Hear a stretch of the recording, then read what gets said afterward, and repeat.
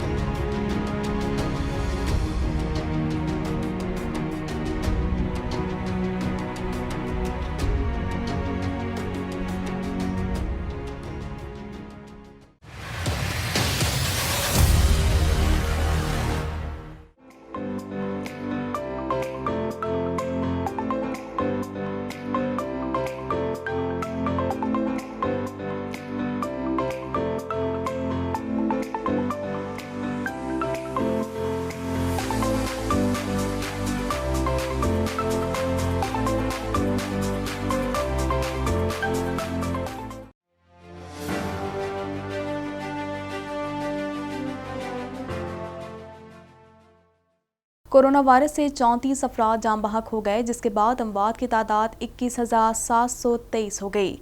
पाकिस्तान में कोरोना के तस्दीकशुदा केसेस की तादाद 9,42,189 हो गई। मज़ीद जानते हैं इस रिपोर्ट में। National command and operation centre کے تازہ ترین اعداد و شمار کے مطابق گزشتہ 24 گھنٹوں کے دوران 1019 نئے کیسز رپورٹ ہوئے۔ پنجاب میں 3,44,065، سندھ میں 3,28,184، خیبر پختونخوا میں 1,36,074، بلوچستان میں 26,232، گلگت بلتستان میں 5,712، اسلام آباد میں 19,783، جبکہ آزاد کشمیر میں 19,783 کیسز رپورٹ ہوئے۔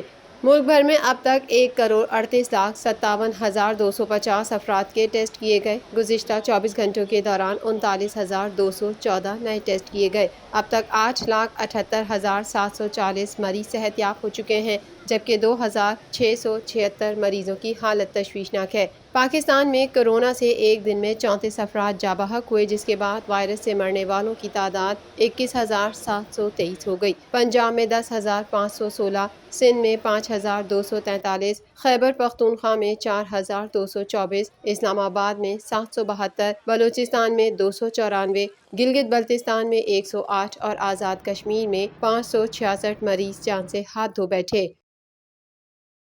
چیف جسٹس پاکستان گلزار احمد نے ریمارکس دیے ہیں کہ کراچی پر کینیڈا سے حکمرانی کی جا رہی ہے اور شہر کا سسٹم کینیڈا سے چلایا جا رہا ہے۔ یونس میمن سندھ کا اصل حکمران ہے۔ مزید جانتے ہیں اس رپورٹ میں۔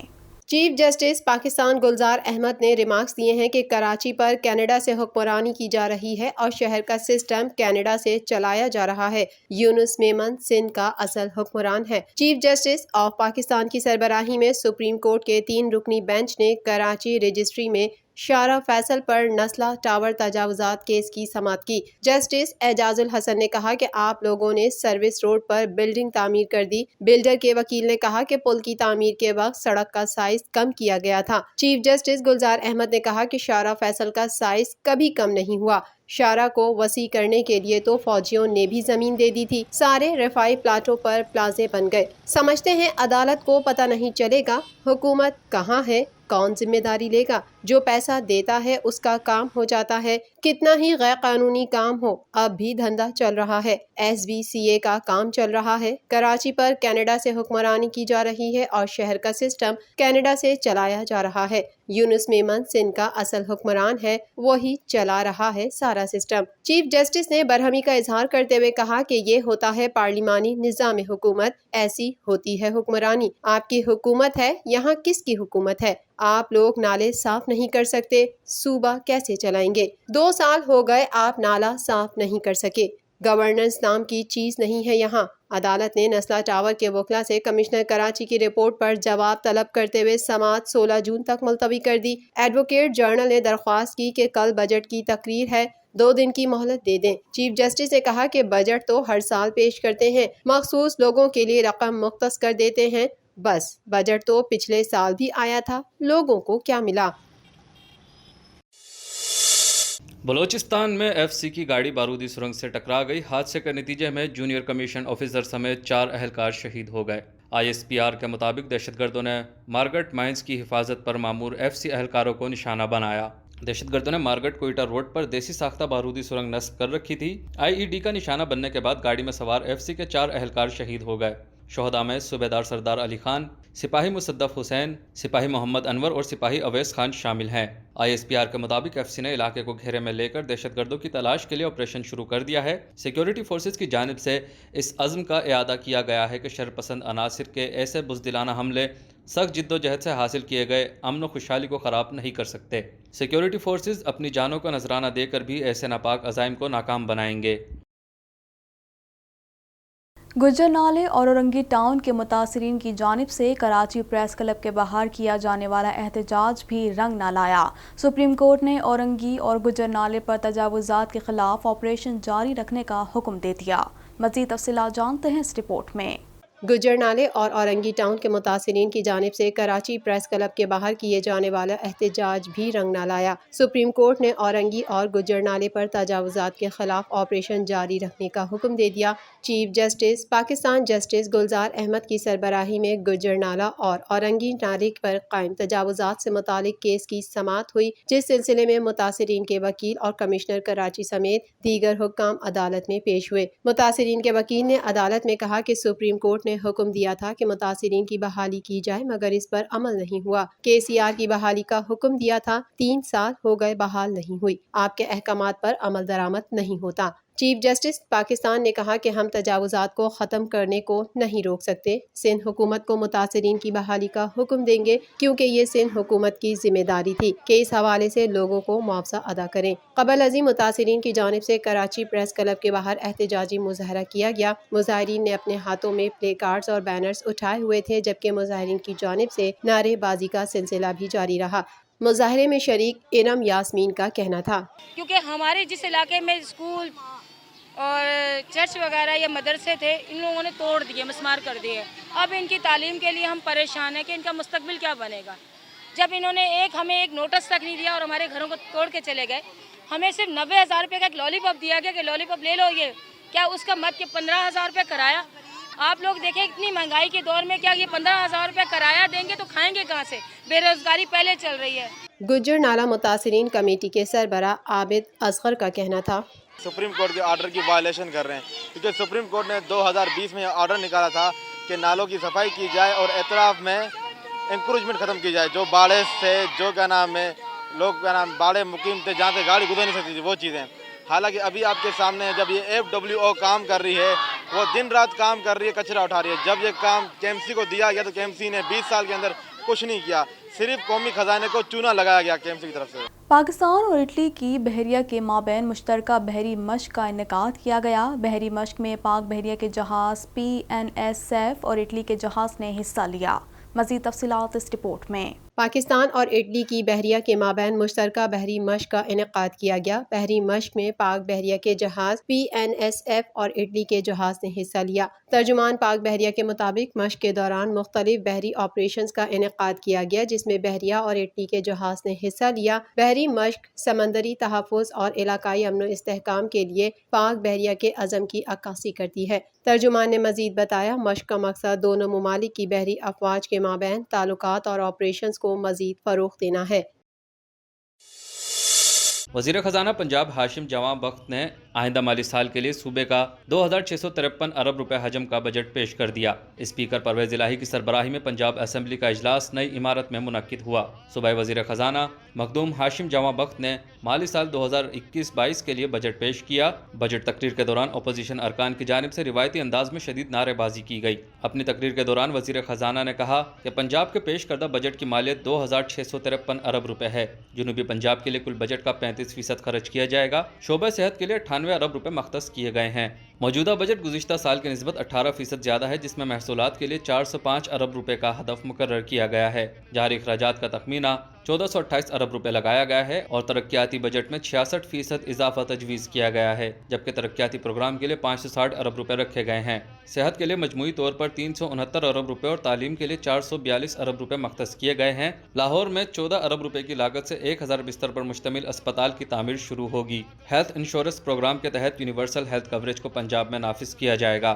پراپرٹی ٹیکس اور موٹر وہیکل ٹیکس پر نافذ شدہ سرچارج پینلٹی کو آئندہ مالی سال کی صرف آخری 2 سہ-ماہیوں تک محدود کرنے کی تجویز دی گئی ہے۔ برقی توانائی سے چلنے والی گاڑیوں کی رجسٹریشن فیس اور ٹوکن فیس کی مد میں 50% اور 75% تک چھوٹ دینے کی تجویز بھی دی گئی ہے۔ آئندہ مالی سال میں صحت کے شعبے کے لیے مجموعی طور پر 370 ارب روپے کے فنڈ مختص کیے جا رہے ہیں۔ شعبہ صحت کے ترقیاتی پروگرام کا مجموعی بجٹ 96 ارب روپے ہے جو کہ مالی سال کے مقابلے میں 182% زیادہ ہے۔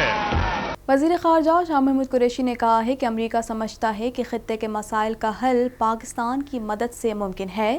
جنگ اور مفاہمت ایک ساتھ نہیں چل سکتے۔ مزید تفصیلات اس رپورٹ میں۔ وفاقی دارالحکومت اسلام آباد میں پاکستان افغانستان 2 طرفہ مذاکرات کے افتتاحی سیشن سے خطاب کے دوران وزیر خارجہ نے کہا کہ پاکستان ایک پرامن ملک ہے اور دنیا کا نظریہ اب تبدیل ہو چکا ہے۔ امن سب کی خواہش ہے۔ افغانستان میں امن خطے کے مستقبل کے لیے اہم ہے۔ پاکستان پرامن، خوشحال اور خود مختار افغانستان کا خواہاں ہے۔ پاکستان نے افغانستان میں قیام امن کے لیے ہر ممکن اقدامات کیے۔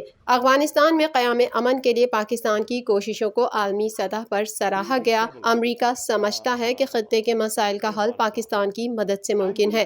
Afghanistan leads leadership that can negotiate a successful outcome that can transit this country into peace and is not worried about. Shah Mahmood Qureshi نے کہا کہ جنگ اور مفاہمت ایک ساتھ نہیں چل سکتے. آج افغانستان بدل چکا ہے. افغانستان کا مسئلہ سیاسی مذاکرات کے ذریعے ہی حل ہو سکتا ہے. افغانستان کے قومی سلامتی مشیر کے بیان نے مایوس کیا. ایسے بیانات امن کی کوششوں کو سبوتاژ کر سکتے ہیں. افغانستان کی قیادت اور دیگر پاکستان پر اعتماد کریں اور ماضی بھول کر آگے بڑھیں. If the objective of going to Washington is starting a new blame game and holding Pakistan responsible for all the ills and the lack of the process, I think it will not help. It's a shared responsibility. And nobody's going to buy anymore that if things go wrong, Pakistan is responsible. We will not take responsibility. وزیر اعلیٰ سندھ سید مراد علی شاہ کا کہنا ہے کہ سندھ پر کوئی article نہیں لگ سکتا، صوبوں کو کوئی کچل نہیں سکتا ہے. وفاقی وزیر یہاں آ کر صوبے کی توہین نہیں کر سکتے ہیں. مزید جانتے ہیں اس رپورٹ میں. کراچی میں پریس کانفرنس کرتے ہوئے وزیر اعلیٰ سندھ مراد علی شاہ نے کہا کہ سندھ کو منصوبے زبردستی تھوپے گئے جن کی ضرورت نہیں تھی. صوبائی حکومت کو ٹیکس جمع کرنے کے مواقع دیے جائیں. میں جب سندھ کے مسئلے بتاتا ہوں تو چڑ کیوں لگتی ہے؟ بطور وزیر اعلیٰ میری ذمہ داری ہے کہ سندھ کے مسائل پر بات کروں. سندھ کی بات کرنے پر مجھ پر حملہ آور کیوں ہو جاتے ہیں؟ تو میں سندھ صوبے کے جب مسئلے بتاتا ہوں ان کو چڑ کیوں لگتی ہے اس چیز سے، ایک دم حملہ آور کیوں ہو جاتے ہیں؟ وزیر اعلیٰ سندھ نے کہا کہ این ایف سی ہر 5 سال میں ہونا ہوتا ہے. 18ویں ترمیم پر تنقید ہوتی ہے، این ایف سی پر تنقید ہوتی ہے. ہمیں ٹیکس جمع کرنے کے مواقع دیے جائیں. اس وقت ایف بی آر کے ٹیکسز کی گروتھ 17% ہے. 17% گروتھ 3 سال کی ہے جس کے بارے میں ڈھول بجا رہے ہیں. ہمیں ٹیکس میں چوریاں کم کرانی چاہیے تاکہ صوبوں کو حصہ ملے. تو ایسا کیوں ہوا کہ آپ کے جو ٹیکسز آپ نے کہے تھے کہ 4.9 ٹریلین ہوں گے ایف بی آر کے، وہ ریوائز میں آپ نے 4.7 ٹریلین کر دیے؟ انہوں نے کہا کہ ہمارے ساتھ شدید ناانصافی ہوئی ہے. کسی صوبے سے اختلاف نہیں، وفاق سب کو برابر دیکھے. ہم اعتراض کرتے ہیں تو ایک صاحب کہتے ہیں آپ نے کتنے موٹر وے بنا لیے. کراچی سے ٹھٹا کیریج وے ہم نے پبلک پرائیویٹ پارٹنرشپ سے بنایا. شور مچاتے ہیں ہم نے کسی صوبے میں نالے صاف نہیں کرائے، یہاں کرا رہے ہیں. وزیر اعلیٰ سندھ نے کہا کہ نالے بول رہے ہیں، یہ نالوں میں بہہ جائیں گے. بتاؤ کہاں 90 ارب روپے دیے؟ ہم لفاظی نہیں کر رہے، آپ کو فیکٹ بتا رہا ہوں. جام شہروں 7 روڈ پر یہ لوگ لگے ہوئے ہیں، ان سے نہیں بن رہا. کہتے ہیں آپ کو پیسے نہیں دے رہے، آپ کھا جائیں گے. 70% ریونیو صوبے سے اکٹھا ہوتا ہے. کیا میں نے غلط کہا؟ انہوں نے کہا کہ مردم شماری پر میرا اعتراض تھا. آپ نے پورے سندھ کی آبادی کم گنی. پارلیمنٹ کا جوائنٹ سیشن بلائیں اور مردم شماری پر بات کریں. ابھی تک 11 ماہ میں ہمیں 598 ارب روپے ملے ہیں. ایک صوبے سے آپ نے 544 ارب کا وعدہ کیا، مگر دیا کیا؟ 11 مہینے میں 598 ارب روپے ملے. اگر ہم یہ نمبرز لکھ لیں 598 بلین. اگر آپ اوریجنل ٹارگٹ سے چلتے جو انہوں نے کہا تھا 742 بلین دیں گے ہمیں، تو انہیں ہمیں آخری مہینے میں تقریباً 144 ارب روپے دینے. وزیر اعلیٰ سندھ مراد علی شاہ نے کہا کہ وفاق سے مطالبہ ہے کہ سب کے ساتھ یکساں سلوک کیا جائے. ہم نے تو کئی روڈ بنوائے ہیں مگر وفاق سے کام نہیں ہوتا. کہتے ہیں سندھ سے نالوں کی صفائی نہیں ہو پاتی. بھائی آپ لوگ خود آئے تھے کہ نالے صاف کریں گے. صوبے سے پوچھو تو صحیح کہ ترجیحات کیا ہیں. یہ نالوں کے پروجیکٹس سندھ میں بنا رہے ہیں. کہ ہمارے ساتھ شدید ناانصافی ہوئی ہے. ہمیں وہ پروجیکٹس دیے گئے ہیں جن کی ہمیں ضرورت نہیں ہے، زبردستی تھوپے گئے ہیں. سندھ حکومت نے کورونا وبا میں کمی کے بعد صوبے بھر میں 6 سے 8ویں تک تدریسی عمل کل سے شروع کرنے کا اعلان کر دیا. مزید جانتے ہیں اس رپورٹ میں. سندھ کی صوبائی حکومت کی جانب سے کورونا وبا میں کمی کے بعد صوبے بھر میں 6 سے 8ویں تک تدریسی عمل کل سے شروع کرنے کا اعلان کر دیا گیا. اس ضمن میں وزیر اعلیٰ سندھ سید مراد علی شاہ کی صدارت میں کورونا وبا پر صوبائی ٹاسک فورس کا اجلاس ہوا، جس میں کورونا کی مجموعی صورتحال اور ویکسینیشن کے عمل سے متعلق امور پر تفصیلی تبادلہ خیال کیا گیا. اجلاس کے دوران بتایا گیا کہ اب تک 30,35,998 کووڈ ویکسین کے ڈوزز موصول ہو چکی ہیں، جن میں سے 24,66,458 ڈوزز استعمال ہو چکی ہیں۔ وزیر اعلیٰ سندھ سید مراد علی شاہ نے کہا کہ سندھ میں کووڈ-19 کے مریضوں کی تشخیص کی شرح 4.5% پر آ گئی ہے۔ اسپتالوں پر بھی اب کچھ دباؤ کم ہوا ہے۔ کراچی میں 9.5%، جبکہ حیدرآباد میں کورونا کی تشخیص کی شرح 5.65% ہے۔ کراچی کے ضلع شرقی میں تشخیص کی شرح 12% اور ضلع جنوبی میں 9% ہے۔ اجلاس میں 6 سے 8ویں تک تدریسی عمل کل سے 50%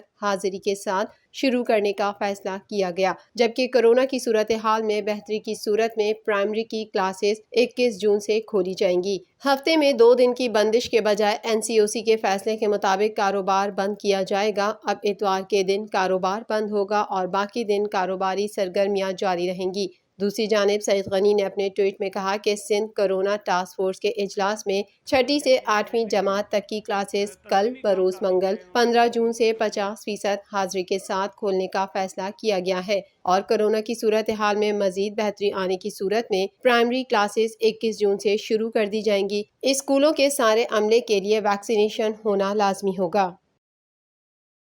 اسسٹنٹ کمشنر سٹی محمد زہیب الحق نے کہا ہے کہ بند کیے جانے والے اسکولوں میں ایرانی نصاب پڑھایا جا رہا تھا جو مریبات اور ہزارہ ٹاؤن میں قائم تھے، اور تعلیمی اداروں کے سربراہان اور اساتذہ غیر ملکی ہیں۔ مزید جانتے ہیں اس رپورٹ میں۔ صوبائی دارالحکومت کوئٹہ میں غیر قانونی طور پر چلائے جانے والے ایرانی اسکولوں کے خلاف کارروائی کا آغاز کر دیا گیا ہے۔ اسسٹنٹ کمشنر سٹی محمد زہیب الحق کی سربراہی میں بلوچستان ایجوکیشن فاؤنڈیشن کے ڈائریکٹر مانیٹرنگ شبیر احمد سمیت دیگر حکام بھی شریک رہے۔ AC سٹی محمد زہیب نے کارروائی کے دوران کوئٹہ کے علاقے مری آباد میں ایرانی نصاب پڑھانے والے 2 مزید تعلیمی ادارے سیل کر دیے، جبکہ اب تک 8 اسکولوں کو سیل کر دیا گیا ہے۔ محمد زہیب الحق کے مطابق اسکولوں میں ایرانی نصاب پڑھایا جا رہا تھا جو مری آباد اور ہزارہ ٹاؤن میں قائم تھے، اور تعلیمی اداروں کے سربراہان اور اساتذہ غیر ملکی ہیں۔ اسکولوں سے ناقابل قبول لٹریچر بھی برآمد ہوا ہے۔ اسسٹنٹ کمشنر سٹی کا کہنا تھا کہ بند کیے گئے اسکول کئی سال سے اجازت کے بغیر چل رہے تھے۔ مذکورہ اسکول سے ممنوعہ لٹریچر کو قبضے میں لے کر تحقیقات شروع کر دی گئی ہیں۔ اسکولوں سے متعلق مزید تحقیقات بھی ادارے کر رہے ہیں۔ اسکولز غیر ملکی فنڈنگ سے چلائے جانے کا بھی انکشاف ہوا ہے۔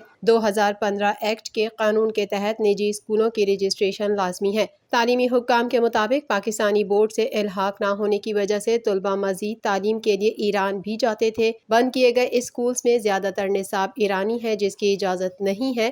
کچھ اسکولوں نے اجازت مانگی تھی جنہیں اجازت نہیں دی گئی۔ لاسٹ راؤنڈ میں ہم نے کوئی 6 اسکولز ڈسکور کیے تھے ایسے جہاں پہ ایرانی نصاب پڑھایا جا رہا تھا، اور نہ ہی وہ ہماری جو DEF کا ادارہ ہے اس کے ساتھ رجسٹرڈ۔ اس بیس پہ انہیں سیل کیا گیا تھا۔ باقی آج ہمارے 2 اور اسکولز ڈسکور ہوئے۔ مزید خبریں بھی بلیٹن کا حصہ ہوں گی مگر اس بریک کے بعد۔